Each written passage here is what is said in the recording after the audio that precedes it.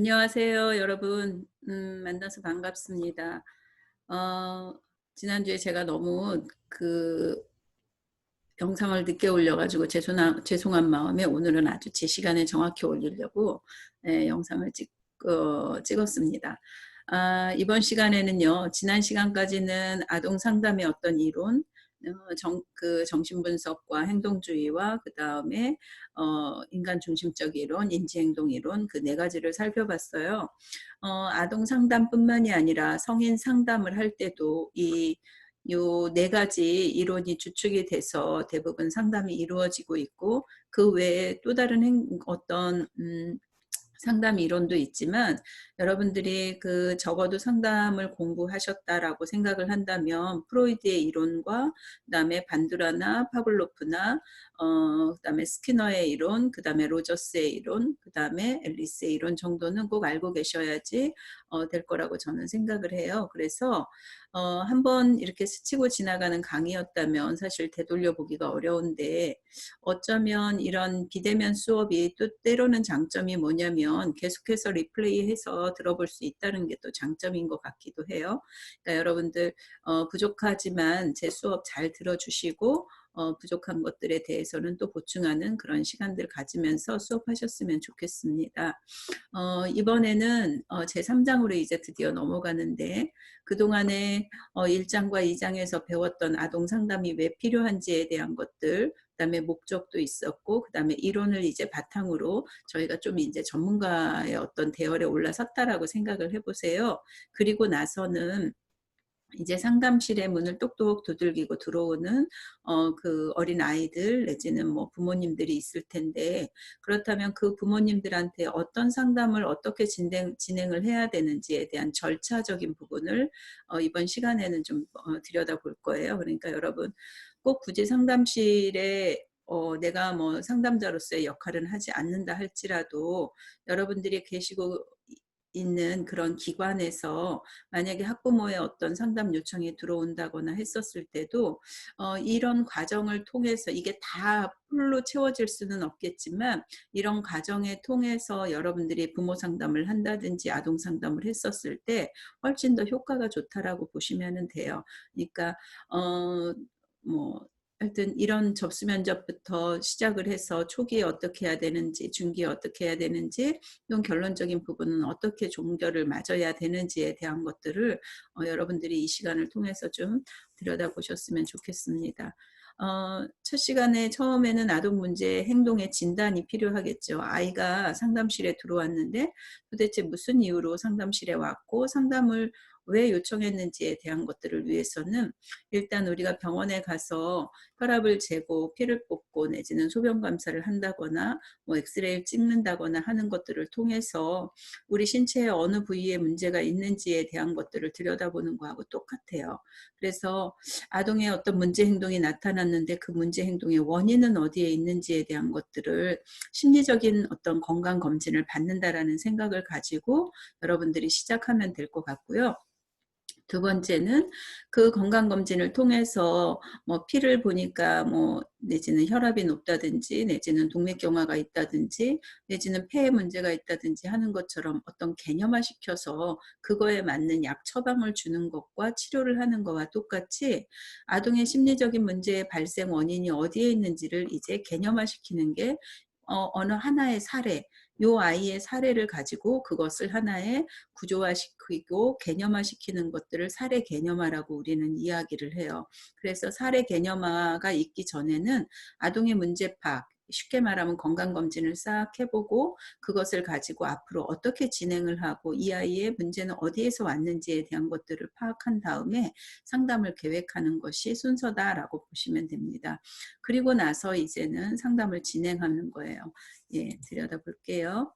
아동 문제 행동 진단을 들여다보면 아동의 발달 단계와 아동의 발달 단계 중에 어떤 단계에 문제가 있었는지를 평가하는 거죠. 그리고 문제의 원인을 파악하는 과정을 가지고요. 그리고 나서 부모와 가족의 어떤 특성, 환경적인 특성을 좀 더 살펴보고, 혹시나 이 아이가 학교에 다닌다거나 했었을 때 또래 관계에서 어떤 관계를 유지하고 있는지, 선생님하고의 관계는 어떠한지 하는 교육기관의 어떤 특성들도 살펴보고, 지역사회의 특징도 있어요.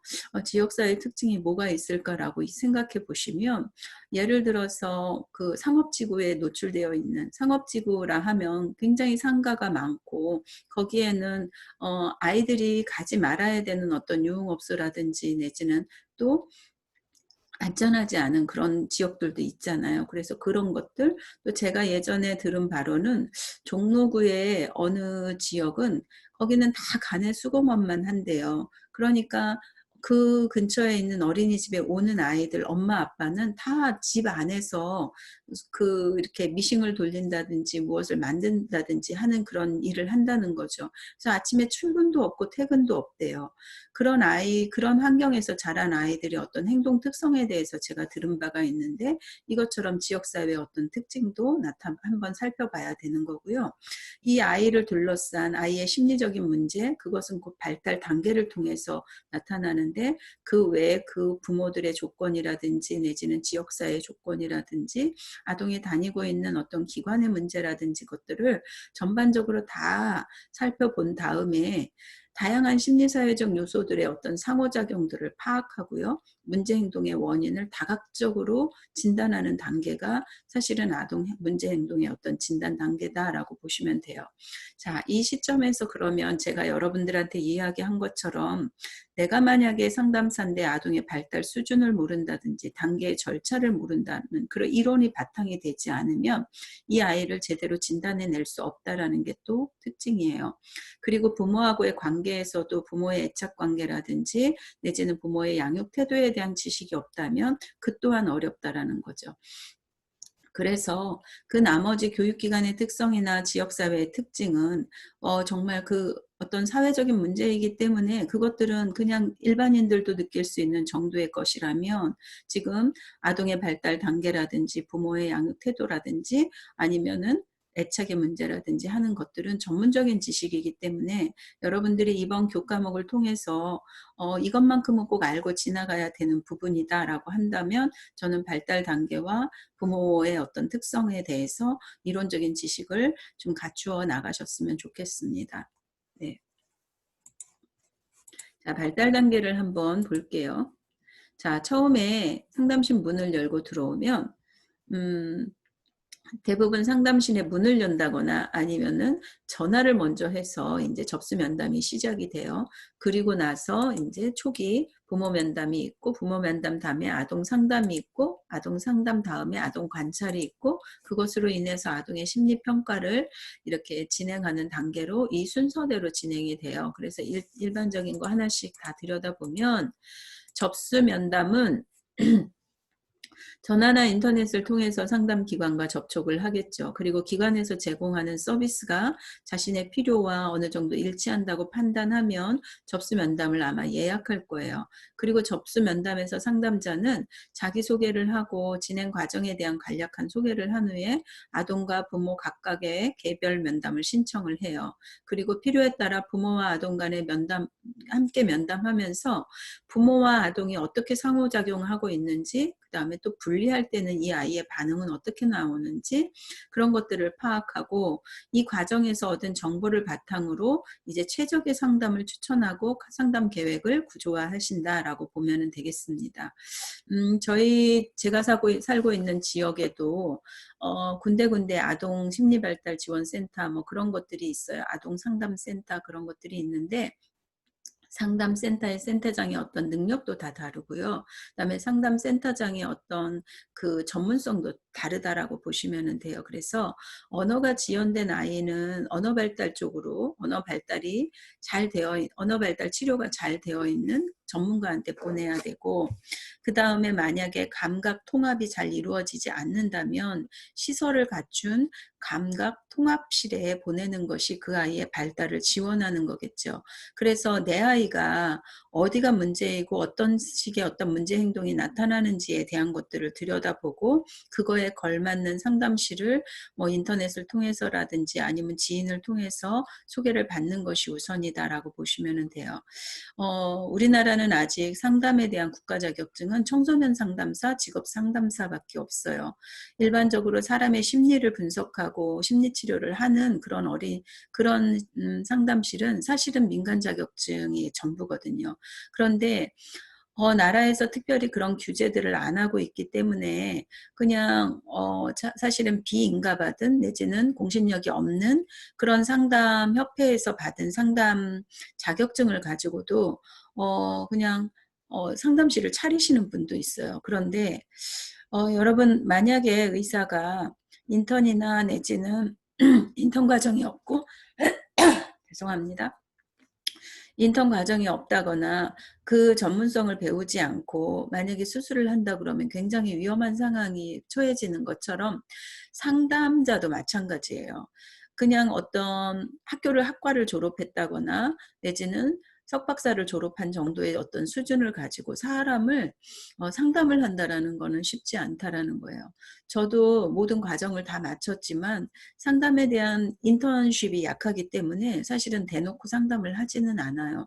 제가 여러분들한테 말했는지 모르지만 어떤 브릿지 역할만 저는 하는 단계이지 제가 부모 상담을 깊이 있게 한다거나 어떤 정신증이 있고 신경증이 있는 환자를 부모가 만약에 그런 환자라고 하면 저는 그냥 어머님 병원에 가보시는 게 좋겠다던가 아니면 상담실을 제가 좀 소개시켜 드린다던가 하는 정도의 수준만 하는 것이 저의 역할이지 그 이상을 제가 주도하지 않거든요.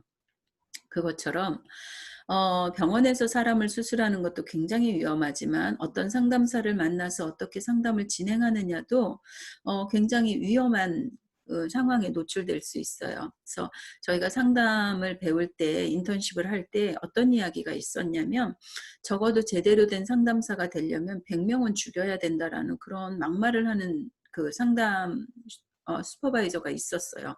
그거는 어찌 들으면 굉장히 위험한 이야기이지만 사실은 그것이 팩트인 거예요. 왜냐? 전혀 이론만 가지고 내가 누구를 만나서 상담한다라는 것은 그만큼 위험한 거거든요. 그래서 그 인턴십을 받는 이유도 사실은 거기에 있어요. 그래서 우리나라에서 유명한 상담 학회 같은 경우에는 적어도 개인 면담을 몇 회기 정도 하고 몇 시간 정도 해야지 자격을 주는 그런 과정들을 다 거치고 있거든요. 그래서 사실은 그런 쪽에서 약간 자기네 힘의 그 상담협회나 상담심리협회가 굉장히 많은 다단계 형식으로 되어 있어서 정말 많은 돈도 들고 많은 시간도 들지만 그것은 그만큼 인간의 정신세계를 다루고 상담하는 것 자체가 굉장히 중요한 요소이기 때문에 그렇게 진행하고 있다라고 보시면 돼요. 그래서 이렇게 동네에서나 누구한테 소개를 받아서 상담을 진행할 때 상담사는 자기의 이력에 대한 이야기를 하겠죠. 제가 어느 학교에 무엇을 전공하고 잘하는 것들은 제가 언어 치료를 잘한다거나 내지는 정서 치료를 잘한다거나 하는 것들이 있다라는 것들을 소개를 하죠. 그리고 이제 부모한테 먼저 아이가 있다면 부모를 먼저 상담을 해서 어머님 상담실에 오게 된 이유가 무엇인지에 대한 이야기를 해줄 수 있으신가요? 라고 이야기하고 상담을 통해서 어머님이 얻고자 하는 것은 무엇인지에 대한 것들 그리고 또 아동한테도 너 여기 왜 왔는지 알아? 라고 물어보는 거예요. 그러면 아동이 느끼는 또 자기가 상담실에 끌려왔는지 아니면 그냥 엄마가 놀이니까 같이 가서 놀아보자라는 식으로 해서 아이를 데리고 왔는지는 모르지만 어쨌거나 아동이 그 상담실에 왔었을 때는 분명히 뭔가 느끼고 온다라는 거죠. 그랬을 때 아동의 어떤 그 인지는 어느 정도인지 아동이 매 상담실에 왔는지에 대한 내용을 좀 알고 있는 것이 상담을 진행하는 데 유리해요.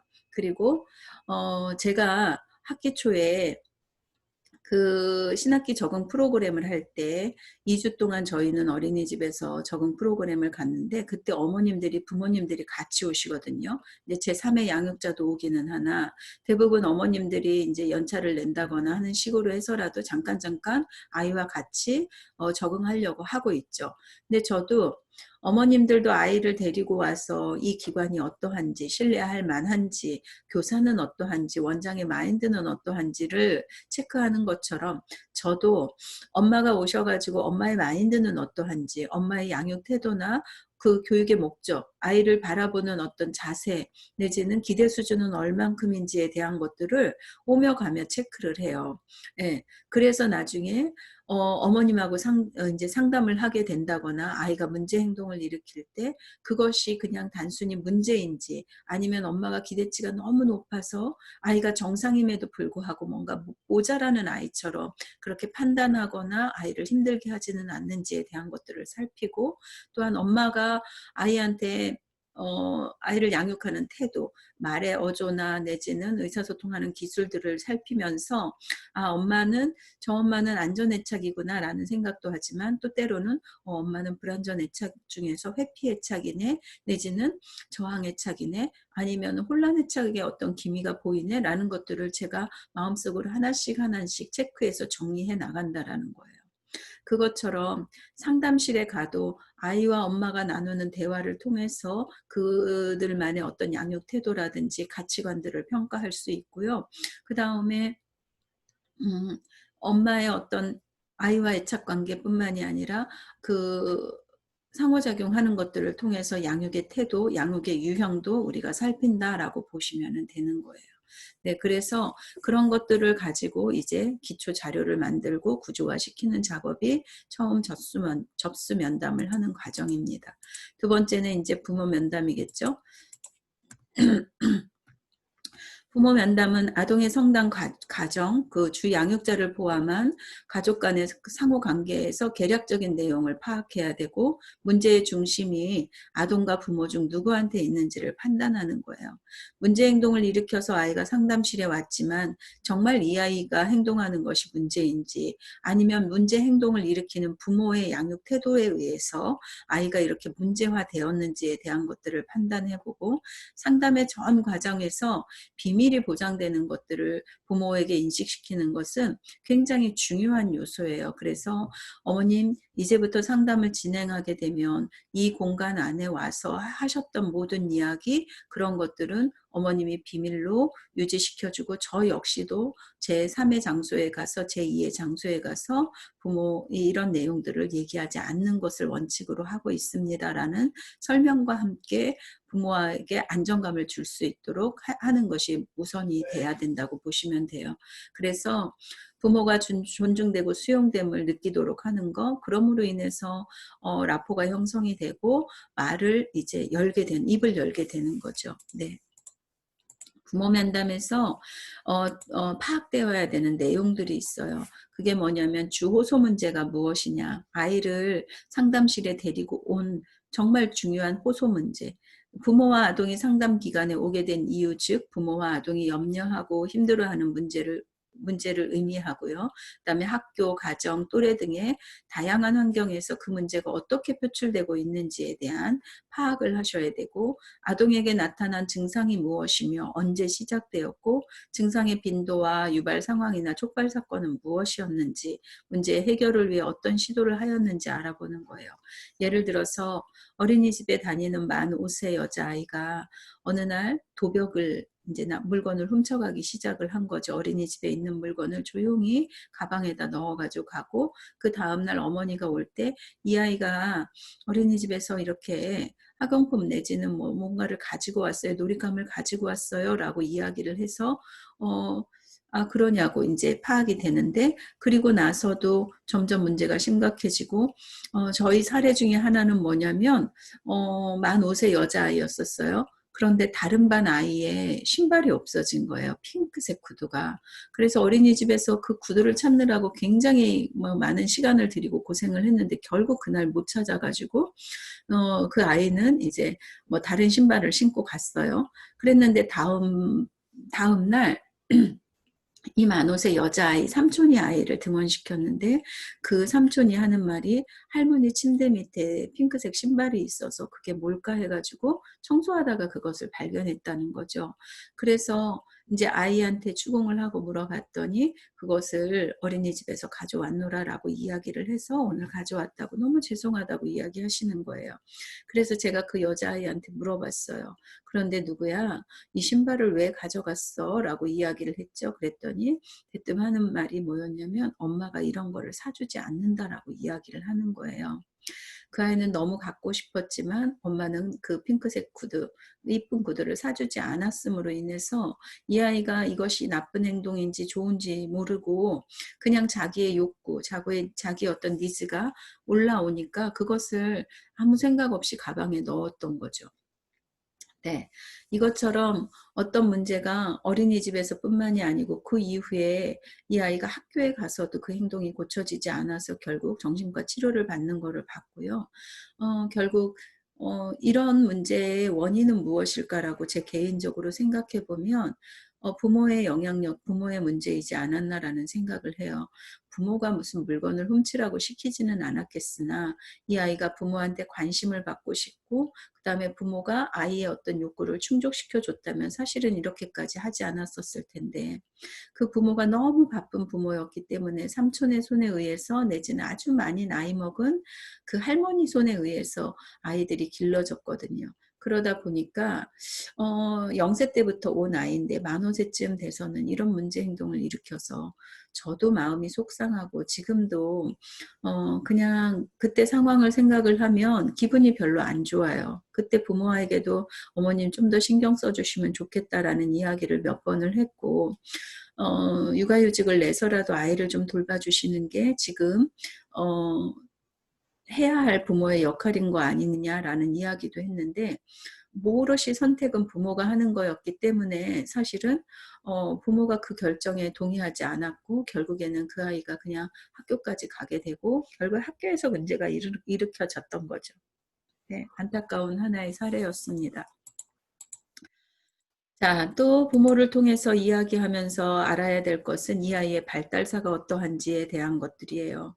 그래서 여기서부터는 출생부터 현재까지의 재반 발달 관련의 경험의 총체다라고 이야기했는데 사실은 임신 및 출산 시 임신 계획을 가지고 임신을 했는지 아니면은 그냥 어쩌다 보니까 임신이 되었는지에 대한 여부부터 사실은 파악을 해보셔야 되고 그때 부모의 어떤 마음의 건강 내지는 몸의 건강 상태는 어떠했는지 음주를 하지는 않았는지 내지는 뭐 담배를 피지는 않았는지에 대한 것들도 사실은 살펴보셔야 되고 아빠의 어떤 이력들도 아빠의 직업군이라든지 내지는 아빠가 그 임신할 당시에 어떤 그 심신의 상태는 어떠했는지도 사실은 굉장히 중요한 요소잖아요.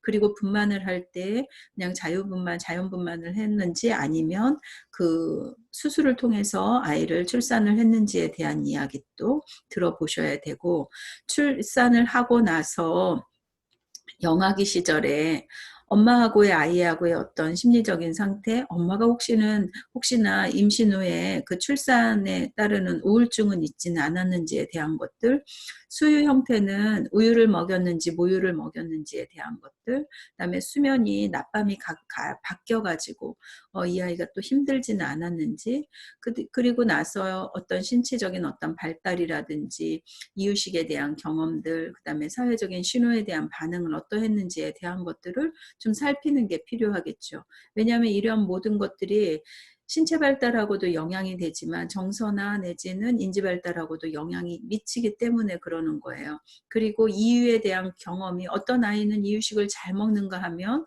어떤 아이는 계속 입 바깥으로 혀 바깥으로 이렇게 밀어내는 그런 형태의 아이들도 있잖아요. 그런 것에 대한 그 아이의 특성 같은 것들을 파악하는 것이 상담을 진행하는 데 있어서 굉장히 중요한 요소다라는 생각을 하시면 돼요. 그리고 발달의 이정표, 처음에 언제 몇 월 달에 몇 개월에 말을 했는지 걸음은 언제 떼었는지 대소변은 언제 가르기 시작했는지라는 것들을 좀 파악할 필요가 있고 기질의 유형에 대해서 아이의 기질이 순한 기질인지 느린 기질인지 까다로운 기질인지를 파악하면서 동시에 뭘 파악하셔야 되냐면 부모는 엄마는 어떤 기질의 사람인지를 좀 이렇게 보시라는 거예요. 선생님이. 그래서 예민하고 뭔가 컴플레인이 많고 그러면 그 사람은 대부분 까다로운 기질의 성향인 사람이 많아요. 그리고 아이에 대해서 준비물이라든지 내지는 아이를 잘 케어하는 것이 조금 늦다거나 내지는 뭐 아침에 등원하는 시간이 집에 있음에도 불구하고 뭔가 조금 항상 늦는 듯한 그런 느낌이 든다면 엄마 자체가 느린 기질의 사람인 거예요. 그리고 순한 기질의 사람들은 어때요? 그냥 이래도 흥 저래도 흥 하는 사람들, 그냥 좋은 게 좋다라고 이야기하고 어디에서나 그냥 착한 사람의 어떤 이미지를 가지고 있는 사람들이 대부분 순한 기질의 특성을 가진 사람들이라는 거죠. 그래서 아이들의 기질을 포함해서 부모의 기질을 봐야 되는 거는 뭐냐면, 예를 들어서 까다로운 기질의 부모 밑에서, 엄마 밑에서 순한 기질이나 느린 기질의 아이가 지금 양육되고 있다면 이 아이는 굉장히 그냥 객관적이지 않은, 극히 엄마의 주관적인 생각으로 이 아이는 뭔가 덜 떨어진 아이가 될 수 있다라는 거예요. 네. 느리다면 이 엄마는 까다로워서 좀 더 빨리 하고 좀 더 잘하길 바라고 뭔가 기대 수준이 높을 거라는 거죠. 그리고 민감하고. 그런데 느린 기질의 아이들이나 순한 기질의 아이들은 예민하지도 않고 그다음에 재빠르지도 않은 경우가 대부분이잖아요. 그러면 우리 아이가 뭔가 문제가 있지는 않은지에 대한 고민들을 할 거고, 계속 아이들을 지적할 것이며, 내지는 뭔가 통제적으로 내지는 뭔가 지시적으로 아이들을 양육하는 태도가 나올 수밖에 없는 조건이라는 거예요. 그러면 이 아이가 처음 태어나서는 그런 것들에 대한 억압이 없겠지만 적어도 만 3세 이상부터는 이제 억압되어 있던 그것들이 터지기 시작하죠. 꽃을 피우기 시작해요. 그래서 하나씩 하나씩 반항적인 어떤 태도를 가지고 나중에는 대들기도 하고, 나중에는 엄마한테 욕도 하는 아이가 있고, 그리고 나중에는 엄마를 때리거나 물건을 던지거나 하는 그런 아이들도 있다라는 거죠. 그래서 상담실에 불려오는 아이도 있는 거예요. 그러니까 엄마가 어떤 기질의 사람이냐라는 것들도 사실은 양육하는 태도에서 굉장히 우리가 살펴야 된다라는 거죠. 만약에 엄마가 순한 기질의 아이인데 아이는 까다롭게 태어났어요. 그래도 이것도 괜찮아요. 왜냐하면 엄마가 워낙에 순하기 때문에 아이가 까다롭게 군다 할지라도 엄마가 거기에 대해서 받는 스트레스나 내지는 아이를 푸시한다거나 하는 것들이 약하다는 거죠. 그런데 제일 안 좋은 거는 까다로운 기질의 부모 밑에서 까다로운 아이가 태어났을 때도 사실은 상당히 문제가 돼요. 예, 양육하면서. 그리고 양육 경험이 주 양육자가 누구인지, 애착의 유형, 분리 경험, 그 다음에 학대 및 방임의 경험은 있는지 없는지 살피는 건데, 요즘 엄마들 어떠세요? 아이들을 낳기는 했는데 양육하는 태도에 있어서는 우리의 예전의 모습과는 너무 달라요. 그리고 아이들은 우리가 키우는, 본인이 키우는 것이 아니라 뭔가 기관이 키우고 또 조부모가 키우고 그런 식으로 이렇게 약간 내 일이 아닌 듯하게 이렇게 떠넘기는 식의 부모들도 많다라는 거죠. 이번 코로나 사태를 통해서 잠시 잠깐 지금 긴급 보육 상태인데 휴원하는 어린이집도 있었고, 초창기에는 아이들이 등원하는 것에 대해서 굉장히 위험한 어떤 그런 느낌을 받아서인지 한 일주 첫 주는 거의 안 왔죠. 3월 첫 주에 거의 등원하는 아이가 없었고, 그 다음에 둘째 주도 거의 등원하는 아이가 없었어요. 그러더니 한 2주 넘어서 3주째 돼서부터는 서서히 아이가 한 명씩 한 명씩 오기 시작하는데, 지금 저희 기관은 거의 90%가 다 오거든요. 이것이 뭐예요? 집에 있어서 아이들하고 뭔가 좋은 시간을 갖는다거나 할 수도 있는데 아이가 너무 불편한 거예요. 어떻게 키워야 될지도 모르겠고, 매번 간식을 챙기고 그 다음에 점심을 챙기고 오후 간식을 챙기고 저녁을 챙기는 것에 대한 부담감이 하루에 5끼를 챙겨야 되니 엄마들이 얼마나 힘들겠어요. 거기에다가 만약에 엄마가 맞벌이였다면 더더군다나 힘들겠죠. 그러다 보니까 이 코로나 사태가 전국적으로 전 세계적으로 지금 문제되고 있는데 어린이집만큼은 큰 문제를 지금 어떤 위험성을 안 느끼고 아이들을 보내고 있는 건 아닌가 하는 염려는 저는 돼요.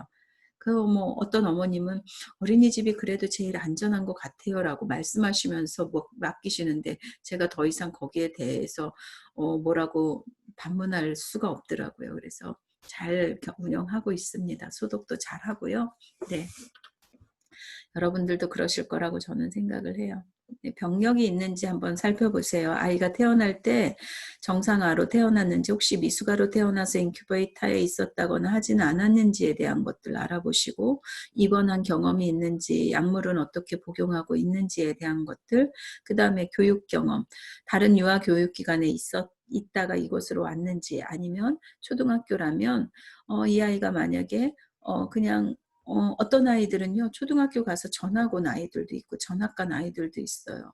그런데 자발적으로 개인적인 문제 때문에 전학을 간 경우도 있지만 사실은 학교에서 문제가 일으켜서 학폭이 열리고 학폭위원회가 열리고 거기에서 전학 가는 것이 이제 결정이 되면 이 아이는 자기 의지와 상관없이 전학을 가야 되는 게 지금 우리나라 현실이거든요. 그래서 그런 것들에 대한 것들도 한번 살펴보고 그다음에 집단 안에서 이 아이가 어떤 적응 상태를 보이는지 수행 능력은 어느 정도인지 학업 성취는 잘하고 있는지 또래 관계는 어떠한지 그다음에 교육기관에 대한 적응 능력은 어떠한지에 대한 것들 이런 것들을 다 일일이 살피고 말을 이제 부모하고 면담을 통해서 알아야 되는 것들이에요. 그다음에 지금 현재 발달 상태, 기본생활 습관은 어느 정도 잡혀 있고 활동의 수준은 어느 정도 범주에 있는지 연령에 합당한지에 대한 것들 그다음에 혹시나 ADHD와 같이 주의력이 결핍되거나 과잉 행동을 하지는 않는지에 대한 그런 여러 가지 것들 그다음에 운동 능력 아까 제가도 말씀드린 것처럼 통합된 감각이 통합되지 않으면 저희 아이들 외에 감각 통합실에 보내거든요. 그래서 사실은 아이들을 이렇게 툭툭 치고 가는 아이들도 사실은 자기 몸에 어떤 감각을 제대로 통제하지 못해서 조절을 못해서 아이들한테 상대방 아이들한테 불쾌감을 주기도 하고 그러는 거예요. 그래서 연령에 비해서 이 자기 몸을 충분히 활용하고 있는지에 대한 것들도 여러분들이 살펴보셔야지 적절히 그 아이를 다음 상담실에 어, 어, 보낼 수 있다라는 거예요. 그래서 만약에 제가 이제 상담실을 예를 들어서 오픈해 가지고 있다 그러면 저는 정서치료가 전문이라고 해요. 그런데 언어가 지연된 아이가 왔다거나 감각이 통합되는 게 어렵다거나 한다면 다른 쪽으로 패스해 줘야 하는 것이 맞다라는 거예요. 그래서 어머니 저한테 오신 거는 너무 감사한데 저는 정서치료 전문가다. 그렇기 때문에 아이가 언어가 지연되어 있는 거 내지는 감각이 통합되지 않은 거 그거는 또 다른 전문기관에 가시는 게 좋겠다라고 이야기를 해드리는 것이 그게 정직한 상담사의 자세겠죠. 그 자기 수익과 상관없이 그거는 그렇게 하셔야 되는 거예요. 네. 상담에 대한 경험이 있는지 없는지도 굉장히 중요해요. 왜냐하면 이 아이가 상담에 대한 경험이 있으면 나 해봤어. 상담사들 다 저래 라는 어떤 불신이 있을 수도 있고 내지는 그것에 굉장히 회피적인 태도나 내지는 저희 앞에서 가면을 쓰고 이야기할 수도 있어요. 큰아이들 같은 경우에는. 그래서 그런 것들에 대한 정보를 좀 파악하시는 것이 상담을 진행하는 데 굉장히 유리하다고 보시면 돼요.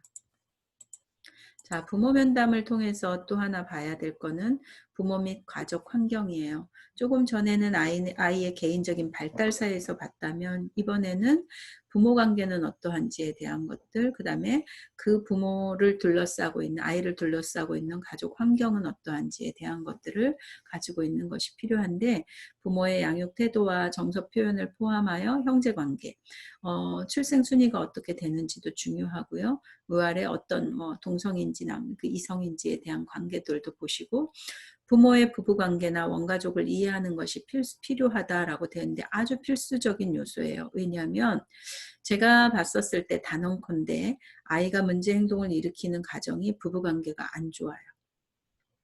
네, 그리고 원가족에서 문제가 있었던 부모인 경우에 특히나 부부관계가 안 좋고 부부관계가 안 좋으면 이제 저희가 상담에서 가계도라는 그 가게 집 안에 대한 지도를 그리는데 그 가계도에 보면은 세대를 거쳐서 똑같은 행동의 문제들이 나타나는 걸로 파악이 되거든요. 많은 연구에서. 그렇기 때문에 우리 그 아이의 엄마 아빠는 어떠했는지 내지는 외할머니 외할아버지 친할머니 친아버지 그런 관계들도 보시는 게 굉장히 중요하다는 이야기를 하고요. 부모의 성장 과정이 부모가 어렸을 때 자신의 부모와의 관계 및 부모의 사회적 경제적 지위, 부모의 어렸을 때 형제관계, 부모의 성격 문제, 부모의 성장 과정을 통해 알 수 있는 부모의 성격이나 대인관계 양상이나 감정과 욕구는 어떠한지, 그다음에 결혼생활, 부모의 계기와 결혼의 계기, 결혼을 왜 하게 됐는지, 그냥 한순간의 실수로 인해서 아이를 임신하고 그럼으로 인해서 그냥 빨리빨리 결혼 생활을 시작했는지, 아니면 충분한 연애 기간을 가지고 했는지에 대한 것들, 그리고 나서 결혼한 후에 결혼에 대한 만족도, 부부 간의 갈등이나 또한 시댁 식구와의 갈등은 없었는지, 그 외에 갈등은 없는지에 대한 것들을 살피는 것도 필요하죠. 왜냐하면 아이들은 약자잖아요. 그렇기 때문에 이런 어른들과의 관계에서 원만하지 않았을 때 아이들한테 미치는 영향력이 있다라는 거예요. 그래서 그냥 동대문에서 뺨 맞고 서대문에 와서 화풀이 한다라는 그 속담처럼 부모들 간의 어떤 갈등, 어른들 간의 갈등을 어, 풀지 못하는 사람은 자기보다 약자라고 생각하는 자기 아이들한테 스트레스를 해소하는 경우가 되게 많거든요.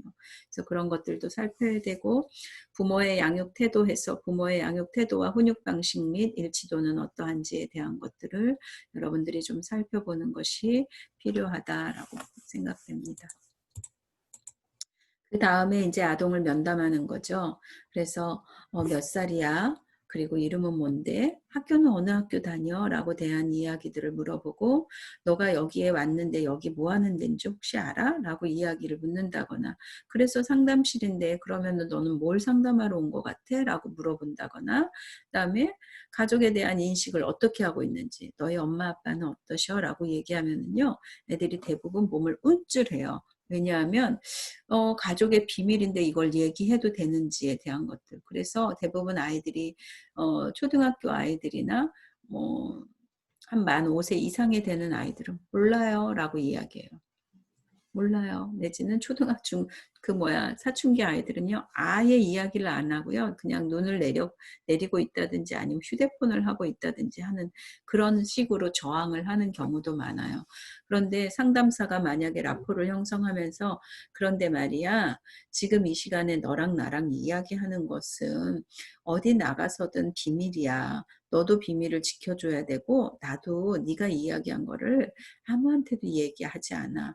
엄마한테도 이야기하지 않아. 단지 네가 만약에 누구를 해치려고 한다거나 네 스스로 너를 해치려고 할 때는 내가 그 비밀을 지켜줄 수 없지만, 그 외의 모든 내용은 내가 비밀할 거야. 그러니까 약속해 줄 수 있어 라고 말을 하는 거죠. 그러면 정말 엄마한테 얘기 안 할 거예요? 내지는 정말 우리 엄마한테나 아빠한테 얘기 안 해요? 라고 물어봐요.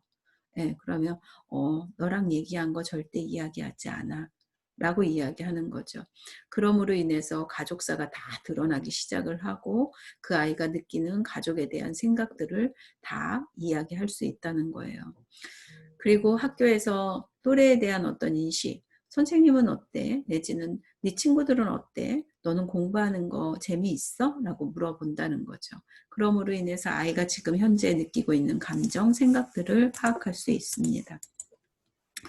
그리고 나서 아이한테 계속 이야기를 하면서 저희가 동시에 어떻게 해야 되냐면 아이를 관찰하는 거예요. 신체적인 발달에 대한 전반적인 성장은 제대로 이루어지고 있는지에 대한 것들, 어떤 장애나 문제 행동은 일으키지 않는지에 대한 거, 정서나 기분 상태, 기분이 나빴을 때 어떻게 표현하고, 그다음에 얼굴 표정은 어떤지, 그다음에 좀 더 기분이 좋았을 때 너무 과장되게 행동하지는 않는지에 대한 것들, 그다음에 대인 행동, 상담사를 대하는 태도, 내지는 자기 엄마를 대하는 태도, 내지는 여러 사람들, 주변에 있는 여러 사람들을 대하는 태도에 있어서 어떤 모습을 가지고 있는지도 살피는 것이 중요합니다. 그리고 놀이를 선택하게 되죠. 놀이치료를 하게 되면.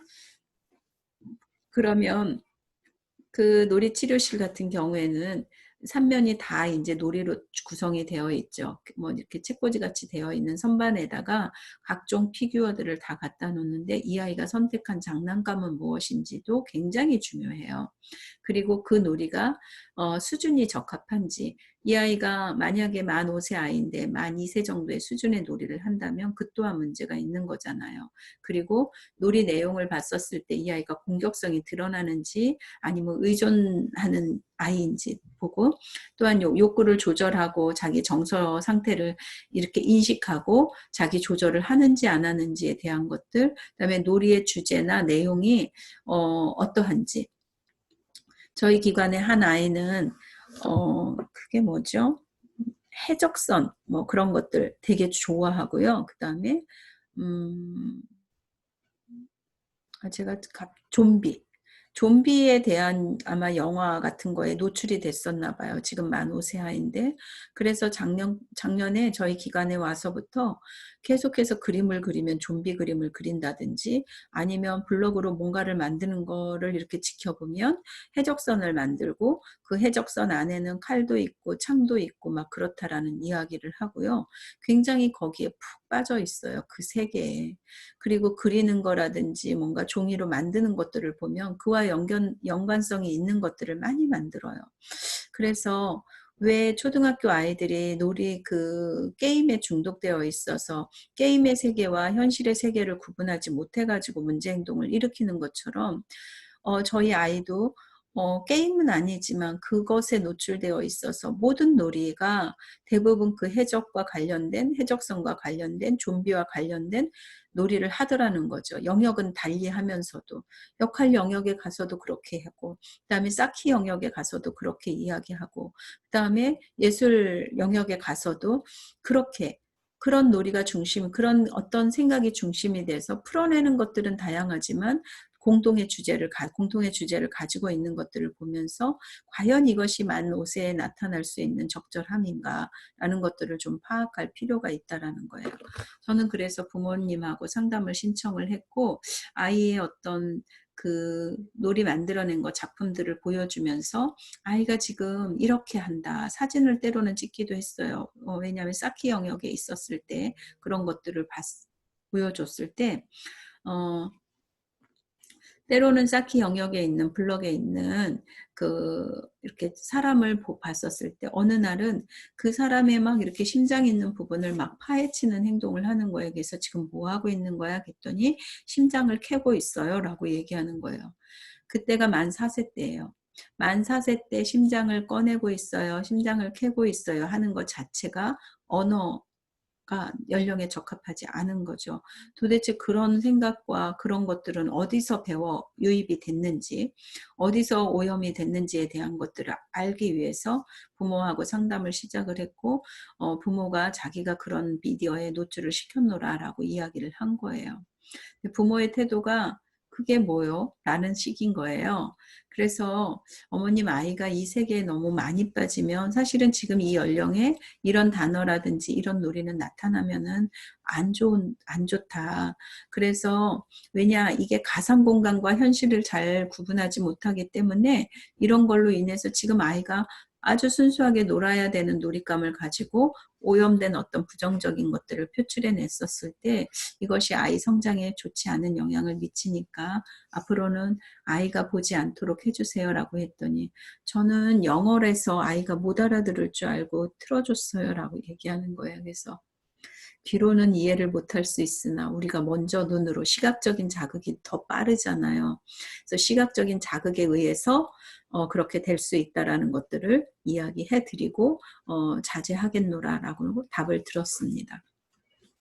말과 언어에 대한 것도 발음이나 억양이나 속도, 유창성, 발음이 정확하게 나오는지, 수용 언어는 잘 되는지, 표현성 언어는 잘 되는지에 대한 것들을 여러분들이 좀 살피는 게 필요하죠. 그래서 언어의 수나 문장의 길이나 그런 것들도 여러분들이 봄으로 인해서 이 아이가 적절히 발달을 잘 이루고 있구나라는 것들을 판단할 수 있습니다. 환경을 사용하는데요.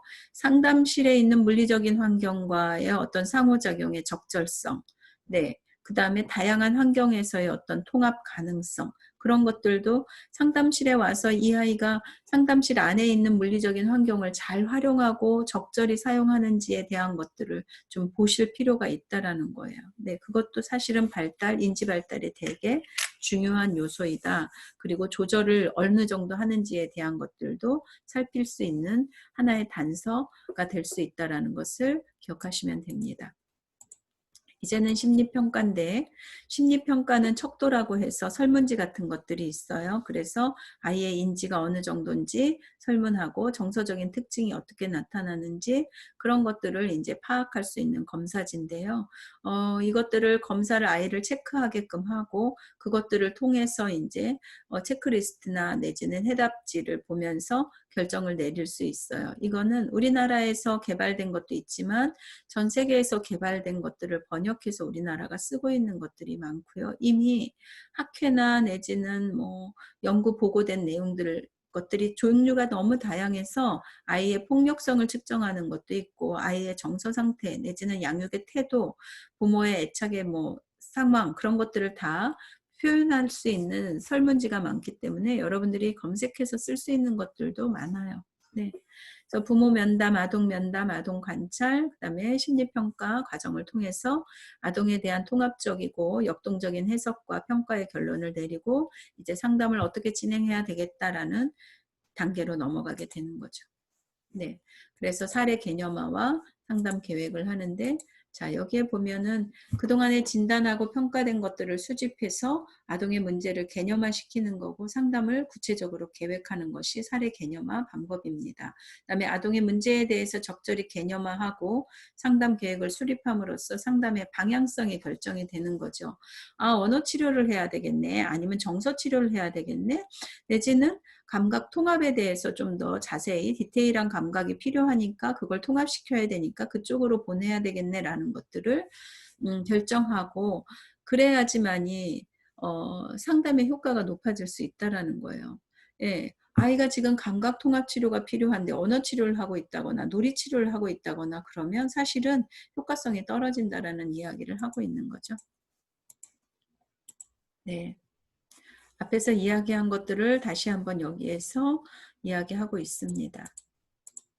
그래서 이런 식으로 사례 개념화 할 때 심리적인 문제에 뭐가 있는지 의학적으로 도움이 필요한지 지금 뭐 어떤 뭐 병원을 계속해서 만성적인 질병에 의해서 가고 있는지 학업상태 수준이란 가족 문제, 사회적인 문제, 기타 주요한 문제가 무엇이 있는지를 이렇게 적어내는 게 사례를 개념화하는 거예요. 예, 보시면 되고요.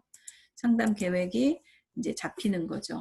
이렇게 사례를 개념화하고 보니까 이 아이한테 뭐가 필요하구나, 뭐를 수정해야 되겠다라는 것들이 눈에 보이고 그것들을 부모와 아동이 함께 구체적으로 목표를 설정하는 거예요. 그래서 설정하고 나면 초기 목표가 있고 중기 목표가 있고 후기 목표로 세분화시켜서 이제 설정을 하고요. 소극적 목표는 당면한 문제, 지금 현재 이 아이가 상담실에 불려온 이유가 분명히 있을 거예요.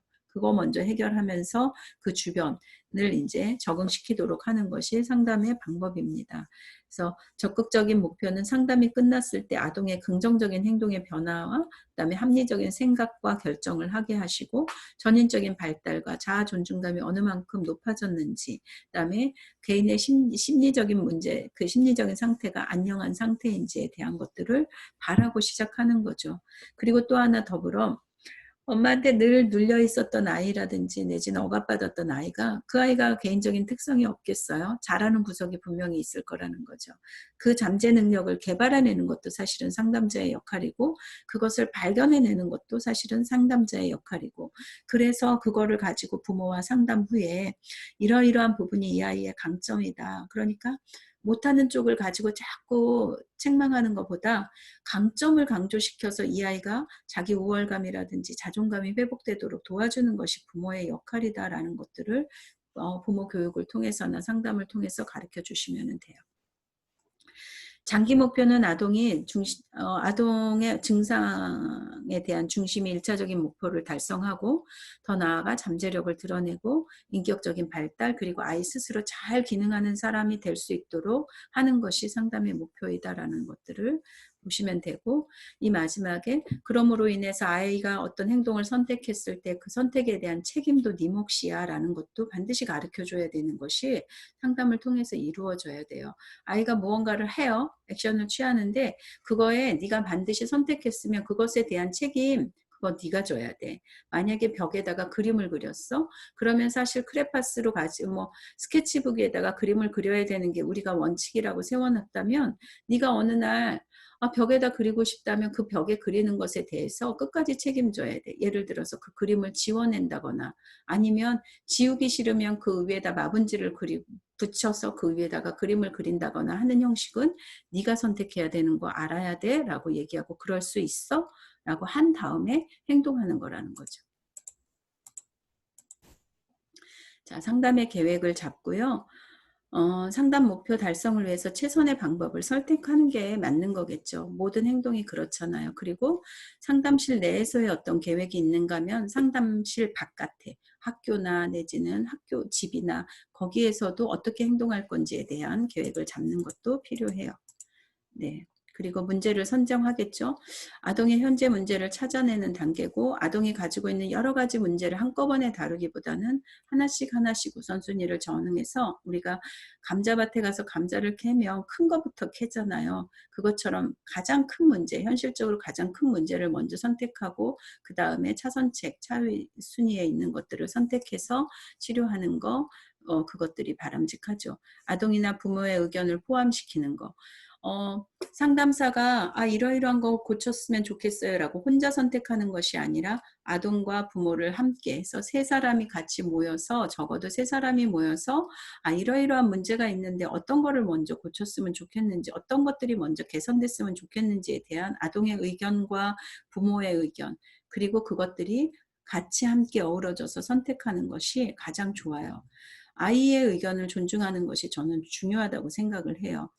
그렇지 않으면 효과가 떨어지거든요. 그래서 부모의 의견을 강조한다기보다도 아이와 부모의 의견을 충분히 공감해주고 그러면 선택은 그들이 하는 것들이 사실은 바람직하다라고 보시면 됩니다. 자, 상담 계획이 목적이 좀 전에 얘기한 것처럼 그렇게 설정이 된다라고 보시면 되고요. 그다음에 이제 상담의 전략. 나는 상담소로서 이 아이의 문제 행동을 어떻게 수정할 것인가. 우리가 그동안에 배웠던 많은 접근 방법이 있잖아요.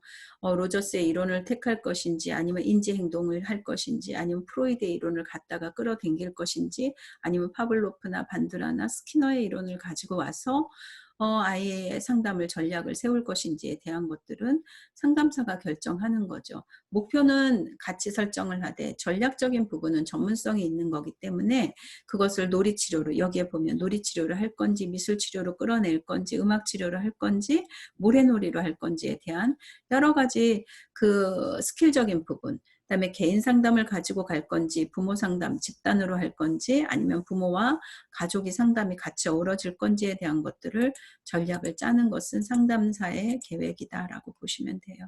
그다음에 만약에 우울증 아이가 있다면 이건 약도 같이 병행해야 되는 거거든요. 그러거나 ADHD 아이 같은 경우에도 약을 처방받아서 같이 하는 것이 훨씬 더 효과성이 뛰어나요. 그래서 부모하고 동의하에 이렇게 약과 함께 병행치료 내지는 언어도 안 되고 감각통합도 안 된다. 그럼 같이 또 병행해야 되는 것들 이런 것들을 하시고 가족이 같이 유입돼서 함께 심리치료를 받는 거 가장 중요한데 제가 여러분들한테 이야기했는지 모르지만 청소년의 여자아이가 집을 나가고 그것이 습관화돼서 한 이틀 나갔다가 하루쯤 집에 있고 또 이틀 나갔다가 하루쯤 집에 있고 계속 가출을 하는 거예요. 그러니까 부모가 이제 여자아이고 걱정도 되고 해서 이 아이를 상담실에 보냈죠. 그래서 상담실에 이제 다니면서 아이가 굉장히 좋아졌어요. 그리고 가정으로 다시 들어가고 한동안은 아이가 가출을 안 했어요. 그런데 또 한 6개월, 1년쯤 지나서 또 아이가 가출한다는 이야기를 하면서 또 상담실에 보내진 거죠.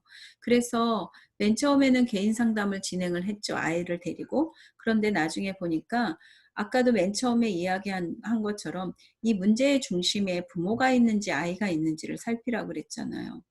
아이가 문제인지 알고 불려왔는데 사실은 보니까 부모의 문제이고 가정의 문제였던 거예요. 그랬었을 때는 가족 상담을 진행을 하셔서 부모의 태도나 부부 관계를 바꾸는 것이 이 아이가 안정감을 느끼고 다시 집에 들어가서 더 이상 가출을 하지 않는 그 방법으로 가는 거죠. 그래서 그런 것들을 다 여러분들이 세세히 살피셔야 된다는 거예요.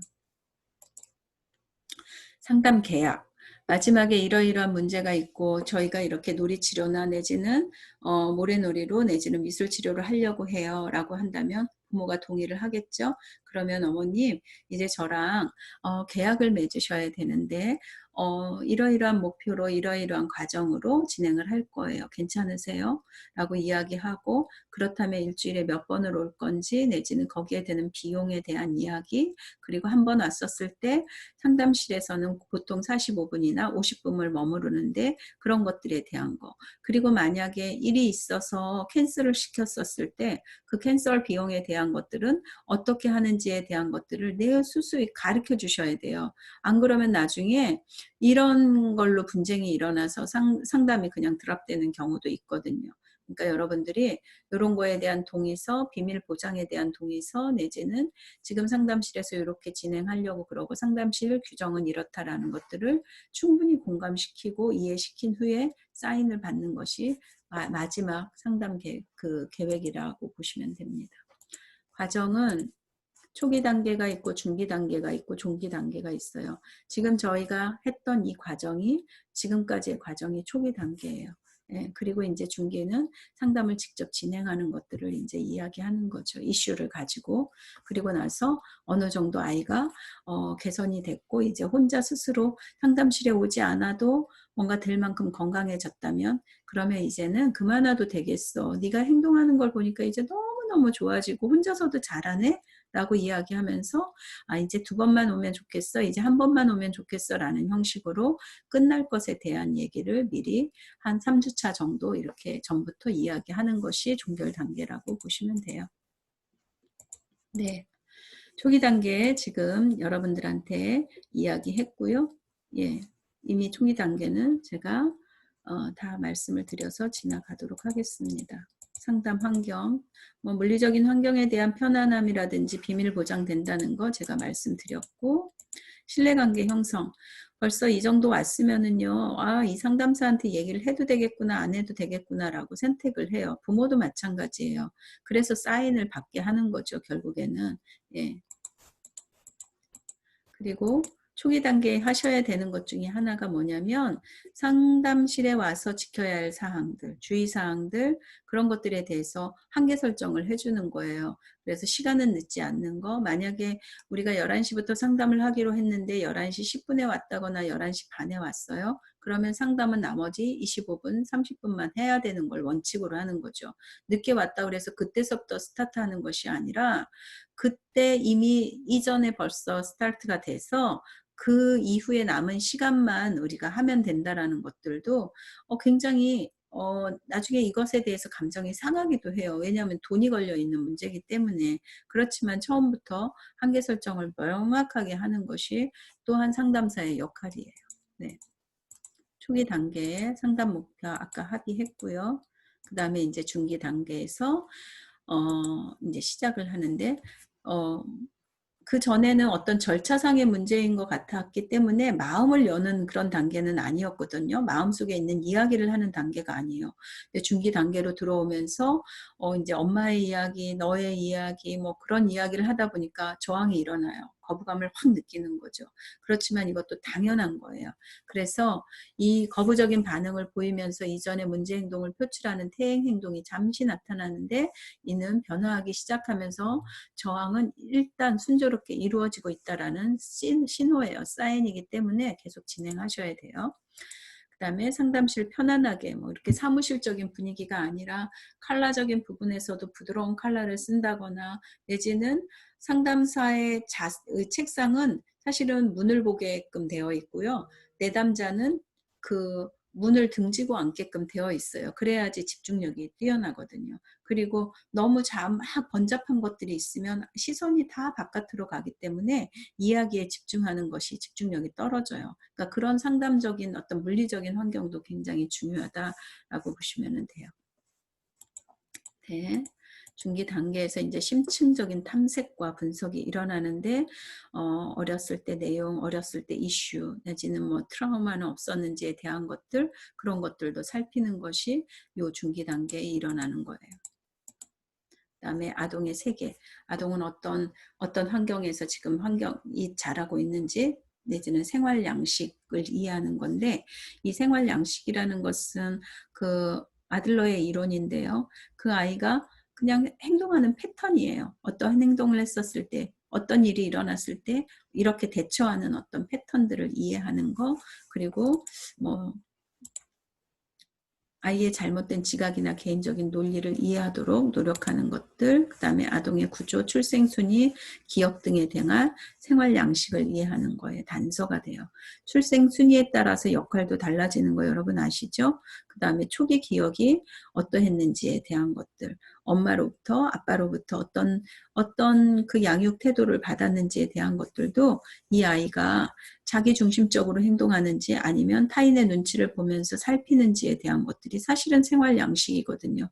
여러분 지금도 여전히 식당에 가서 뭐 먹을래? 라고 얘기하면 그냥 나는 뭐 먹을래? 라고 이야기하는 사람들 있지만 선택을 잘 못하는 사람 있어요. 그거는 그날의 기분도 문제가 있지만 사실은 계속해서 똑같은 패턴이 일어날 수 있어서 선택을 잘 못하는 그런 사람들도 있다는 거죠. 그 선택을 왜 못할까요?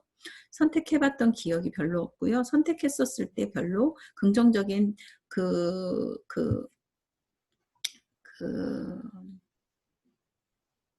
단어가 갑자기 생각이 안 나네요. 피드백. 긍정적인 피드백을 받지 못해가지고 자기가 선택하는 것에 대한 두려움이나 불안이 있어서 잘 못하는 경우도 있다라는 거예요.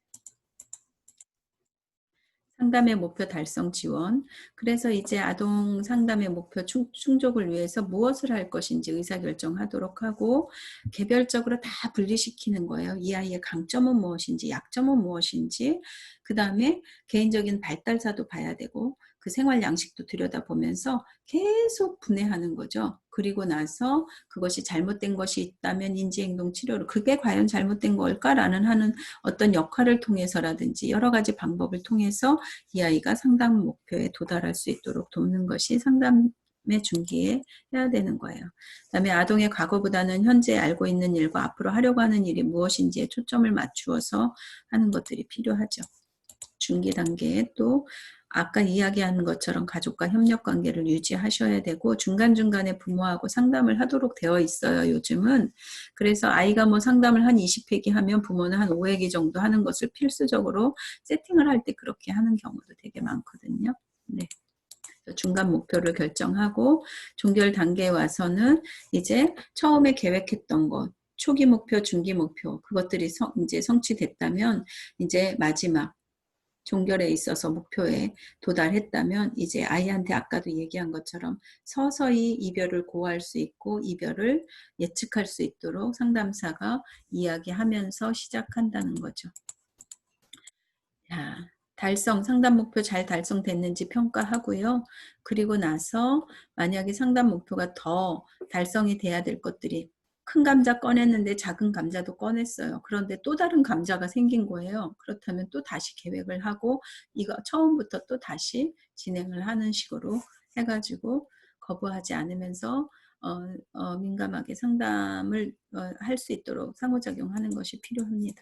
종결 단계에 아동의 상담 심리 상태 점검하셔서 이 아이 스스로 뭔가 힘이 생긴 게 느낌이 있을 거예요. 표정이 달라지고요. 그 다음에 에너지가 달라졌을 거예요. 그러면 너무 잘하고 있다라는 것과 그리고 만약에 하다가 좀 잘 안 되면 다시 와도 돼 라고 이야기해서 언제든지 라고 이야기하면 이 아이가 좀 더 안심을 해요. 그래서 자율적으로 판단할 수 있도록 하는 것들이 필요하고요. 종결 단계에 이런 식으로 기록지를 쓴다라고 보시면 돼요. 네.